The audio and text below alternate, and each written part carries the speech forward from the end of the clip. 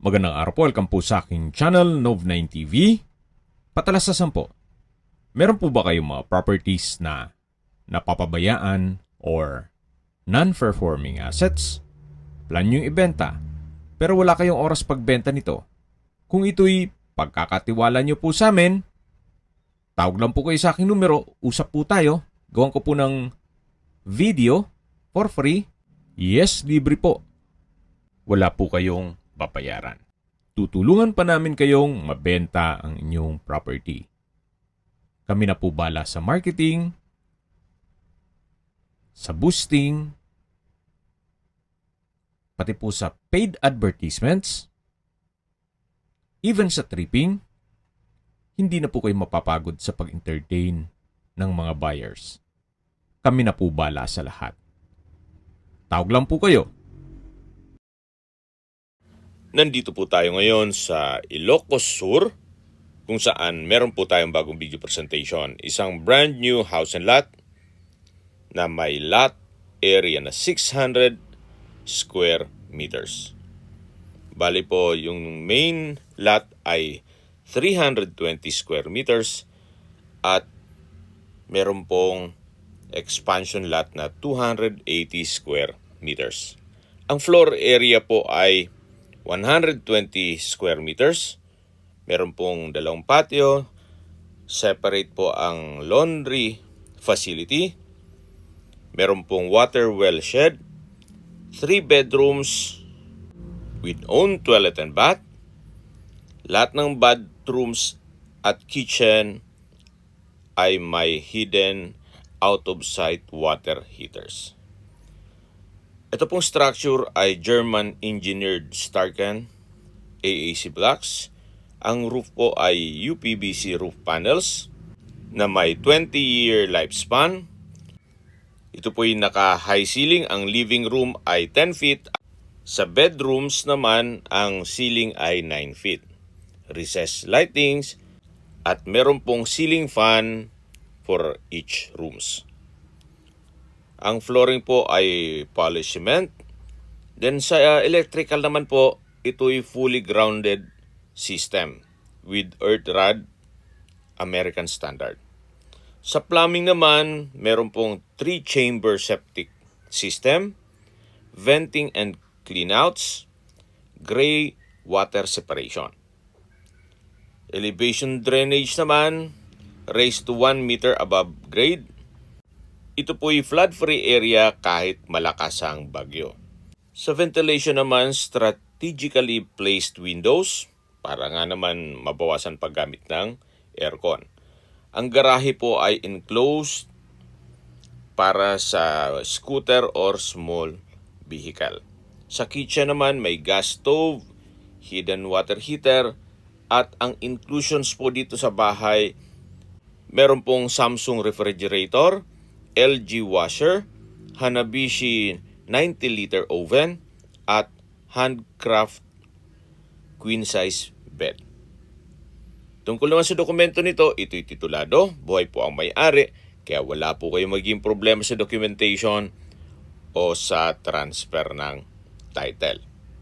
Napaganda po ng lokasyon, 10 minutes drive to Vigan City, 5 minutes drive to Vigan Metro Hospital, at 3.7 kilometers to Vigan Public Market at iba pang business establishments.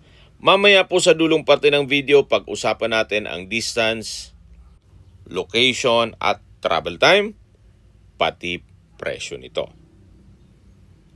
Ito po yung main door at mula naman po dito, matatanaw natin ang outdoor kitchen, may patio o hangout area at nakabakod na po ng concrete fence buong property. Meron din pong pocket garden at may ilang ornamental plants.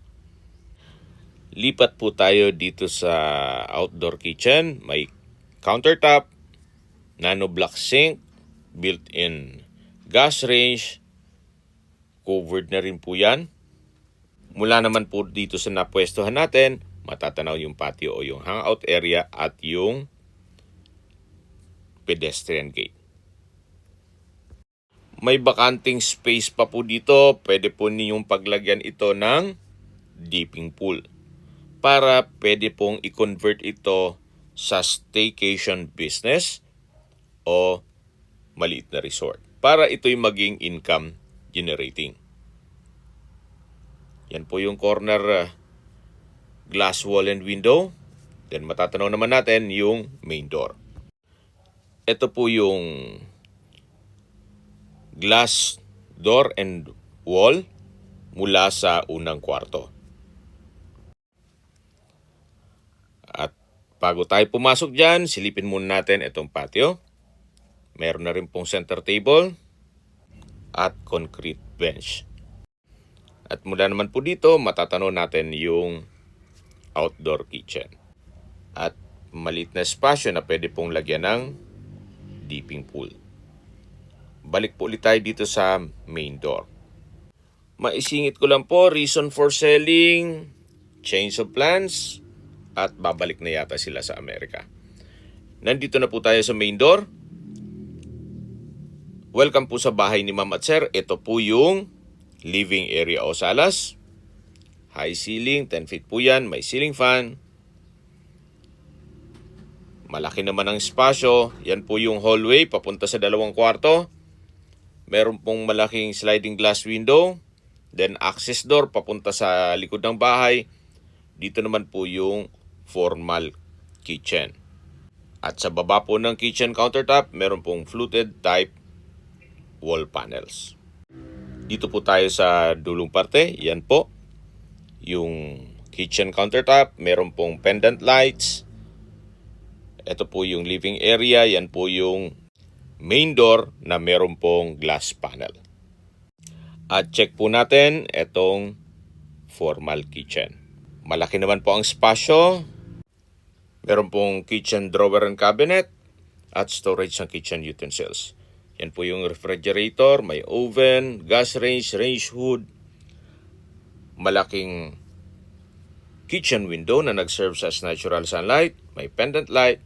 Dito naman po yung breakfast nook at yan po ulit yung living area.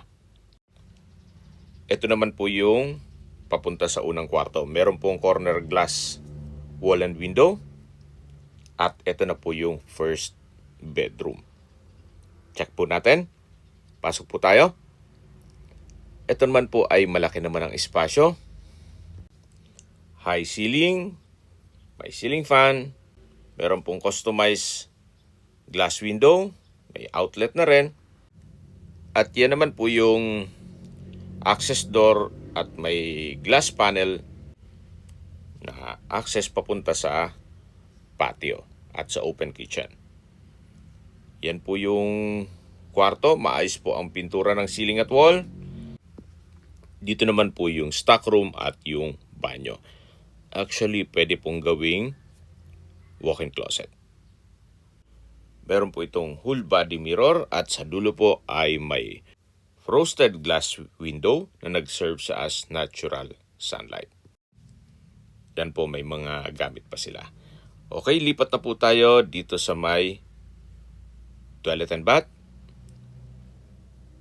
Meron din po itong bathroom window o customized bathroom window na serves as natural sunlight. May exhaust fan, nano block overhead shower, may water closet, bathroom drawer, hand wash basin at vanity mirror. Yan po yung toilet and bath ng first bedroom. O pwede natin tawagin tong master bedroom. At lalabas na po tayo dito sa unang kwarto. Labas na po tayo. Yan, corner glass window. Dito naman po yung formal kitchen. May kitchen countertop, kitchen drawer and cabinet. At dito naman po yung living area. Yan po yung main door. At ito naman po yung hallway na papunta sa dalawang kwarto. Ito po yung second bedroom.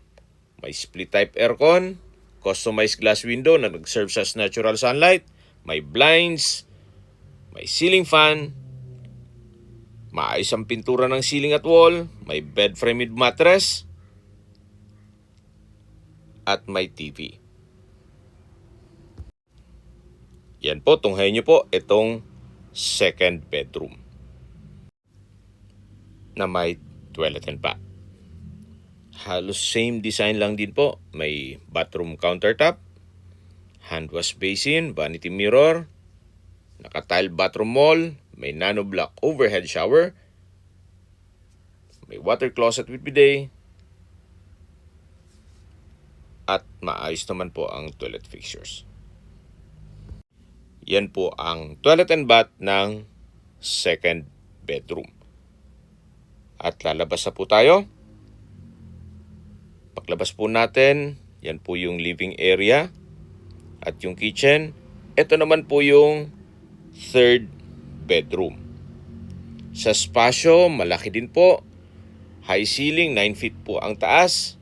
May customized glass window, nag-serve sa natural sunlight at maayos po ang ventilation.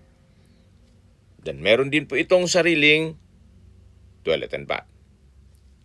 Naka-frosted glass door. At halos same design din po nung ibang banyo. May bathroom countertop.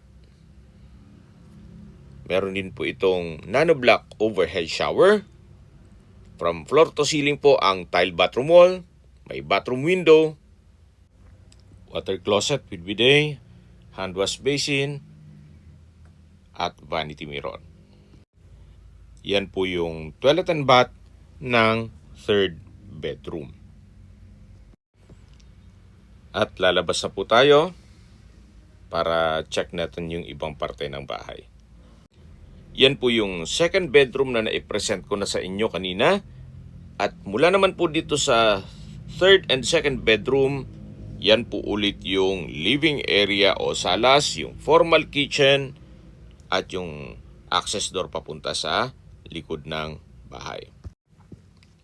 At lalabas na po muna tayo. Balik dito sa main door. At matatanaw ang patio. Then yung pedestrian gate. Balik po ulit tayo dito sa harapan.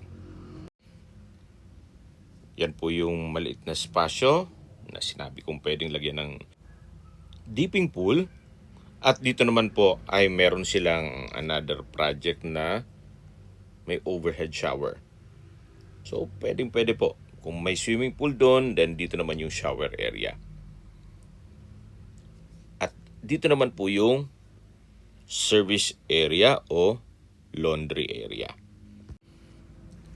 At yan pong washing machine ay kasama na po yan. O freebies na ni owner sa makakabili nitong property. Lipat na po tayo dito sa kabilang side kung saan dito naman yung water filtration. Meron po itong 3 stages at halos bago pa po yan. Meron din pong water pump tank o pressurized water tank. Lipat naman po tayo dito sa may setback o likod ng bahay. Yan po yung concrete fence. Ito pong setback ay paikot na po ito hanggang dun sa harapan ng bahay. Mula naman po dito, matatanaw natin yung covered na garahe. Habang naglilibot po tayo, pag-usapan na natin ang distance, location at travel time. Mula po sa Vigan City, 10 minutes drive. Mula naman po sa Vigan Metro Hospital, 5 minutes drive. At yan po yung lagi kong binabanggit sa inyo na dapat nyo i-consider sa paghanap ng property ay yung meron pong malapit na hospital. Hindi ko naman po sinasabing sakitin kayo. Yan naman po for emergency purpose lang naman. At mula naman po sa Vigan Public Market, Pure Gold, Centro Mall at Robinsons Mall, 3.7 kilometers lang po ang distance. At mula naman po sa Vigan Airport, ang distance is 11 kilometers. At mula naman po sa Northside Doctors Hospital, 14 minutes drive. At mula naman po sa Santa Catalina Beach, 10 minutes drive. At mula naman po sa highway, papunta dito sa property, 5 minutes drive lang po. Okay, sa presyo na po tayo. Binebenta po ito ni owner sa halagang 9.5 million pesos. Kung may mga katanungan po kayo, tawag lang po kayo sa aking numero. At sa mga kababayan naman natin na sa ibang bansa, meron po akong WhatsApp, Viber, Telegram at Signal. Same number lang po, 0917-316-3399. Sa mga nagtatanong naman po ng aming Facebook, meron po aming Facebook page na Nov9TV at Facebook Real Video. Meron din pong TikTok at Instagram. May ibang YouTube channel po kami, the Nov9TV channel, Nov9TV Listings, Nov9TV On The Spot, Nov9TV Updates, at Nov9TV House Rental. Sana po naibigyan nyo ang video presentation. Paki-like and subscribe na lang po sa aking channel para ma-update din po kayo sa aking future listings. Kung sakali po hanap nyo yung mas malaking sukat ng lupa, meron din po kami ibang listings na pwede nyong pagpilian. Huwag po kayong mag-atubiling tumawag sa amin. Then, let us know your budget para malaman namin kung anong property pwede naming ilog sa inyo. Sa lahat pong viewers, subscriber at nagtiwala po sa amin, salamat po sa suporta. Ingat po kayo lagi at yung pamilya. Maraming salamat po.